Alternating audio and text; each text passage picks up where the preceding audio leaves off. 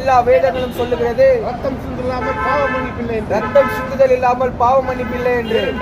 ஏனென்றால் பாவத்தின் சம்பளம் மரணம், பாவத்தின் சம்பளம் மரணம், தேவனுடைய கிருபை வரமோ, தேவனுடைய கிருபை வரமோ, நம்முடைய கர்த்தராகிய இயேசு கிறிஸ்து உண்டான நித்திய வாழ்வு, நம் கர்த்தராகிய இயேசு கிறிஸ்துவினால் உண்டான நித்திய வாழ்வு, நித்திய வாழ்வு கொடுக்கும்படியே தேவன் வந்தார். நித்திய வாழ்வை கொடுக்கும்படியாக தேவன் வந்தார். எனக்கு அருமையானவர்களே, எனக்கு அருமையானவர்களே, நாம் வாழ்கிற வாழ்க்கை நம் வாழ்கிற வாழ்க்கை ஒரு தற்காலிகமான வாழ்க்கை. ஒரு தற்காலிகமான வாழ்க்கை. வேதம் சொல்கிறது, வேதம் சொல்லுகிறது, மனிதன் மண்ணிலிருந்து எடுக்கப்பட்டான், மனிதன் மண்ணிலிருந்து எடுக்கப்பட்டான், அவன் மண்ணுக்கே திரும்புவான். அவன் மண்ணுக்கே திரும்புவார். நம்முடைய ஆவி அதனால் நம்முடைய ஆவி தேவன் தந்த இடத்தில் போக வேண்டும். தேவன் தந்த இடத்திற்கே போக வேண்டும். பாவம் செய்கிற ஆத்மா சாகும் என்று வேதம் எச்சரிக்கிறது. பாவம் செய்கிற ஆத்துமா சாகும் என்று வேதம் எச்சரிக்கிறது. ஒரே ஒரு பரிகாரம், அதற்கு ஒரே ஒரு பரிகாரம், பரிசுத்த ரத்தமே. பரிசுத்த ரத்தமே. ஏனென்றால் எல்லா ஜனங்களும் பாவம் செய்து தேவ மகிமை அற்றவர்களானார்கள். தேவ மகிமை அற்றவர்களானார்கள்.